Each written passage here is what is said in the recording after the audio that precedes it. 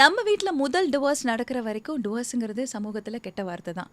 அது எப்படி டிவோர்ஸ்லாம் பண்ணலாம், அட்ஜஸ்ட் பண்ணிட்டு இருக்கலாம்ல அப்படின்னு சொல்லுவாங்க. Welcome to Doshi talks. இன்னைக்கு இந்த ஃபேமிலி டேயில் ஒரு முக்கியமான விஷயம் சொல்லணும்னு ஆசைப்பட்டேன்.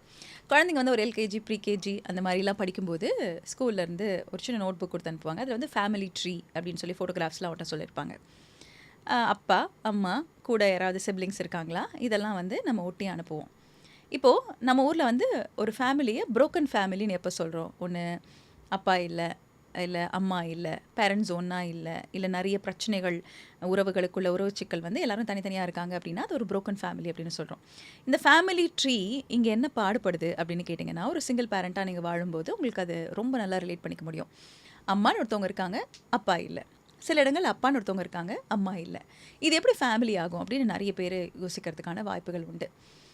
நிறைய இடங்களில் பார்த்துக்கிட்டிங்கன்னா, குழந்தைங்க சந்தோஷமாக வாழக்கூடிய சூழல் இல்லாத போது அது ஏதோ ஒரு காலகட்டத்துக்காக ஹெல்த்தி இண்டிவிஜுவல் அண்ட் ஹெல்த்தி மைண்டை டெவலப் பண்ணுறதுக்காக பிரிகிறாங்க அப்படின்னா, அதையும் குடும்பமாக இந்த சமூகம் ஏற்றுக்கொள்ள வேண்டும் அப்படிங்கிறத இந்த நாளில் சொல்லணும்னு நினச்சேன் நான்.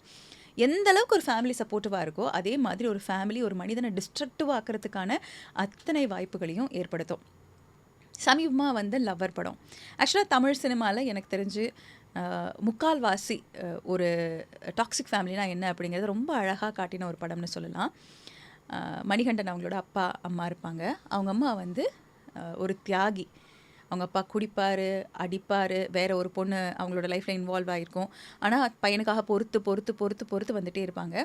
இந்த ரிப்பீட்டட் பிஹேவியர் அண்ட் பேட்டர்ன் அவரோட லைஃப்பில் இருந்துக்கிட்டே இருக்கிற ஒரு காரணத்தினால அவருக்கு ஏற்படக்கூடிய இம்பேக்ட் என்ன ஆகுதுன்னு கேட்டிங்கன்னா, அவரோட லைஃப்பில் வரக்கூடிய ஒரு பொண்ணை மென்டலி அப்யூஸ் பண்ணுறோம் அப்படிங்கிறது தெரியாமல், நான் ஓவராக லவ் பாம்பிங் பண்ணுறது பேர் லவ்வு, நான் டார்ச்சர் பண்ணுறது பேர் லவ்வும் அப்படிங்கிற மாதிரி ஒரு நரேட்டிவுக்குள்ளே ஃபிக்ஸ் ஆகிருப்பாங்க. ஐ திங்க் ஃபஸ்ட் டைம் ரொம்ப போல்டாக சில விஷயங்களை பேசின ஒரு படம். நான் ஒன்றே ஒன்று தான் நினச்சேன், இந்த படத்தில் வந்து மணிகண்டன் ஹீல் ஆகிறதையும் காட்டிருக்கலாம் அப்படிங்கிற ஒரு ஃபீல் வந்து எனக்கு இருந்துச்சு.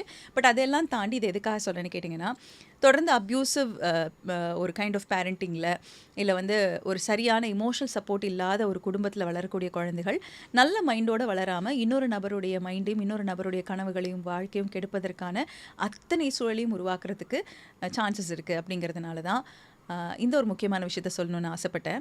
அதாவது தனித்தனியாக நம்ம வாழ்ந்தாலும் நம்ம ஒரு குடும்பம் தான் அப்படிங்கிறத வந்து நிறைய நேரங்களில் இந்த சமூகம் ஒத்துக்கணும்.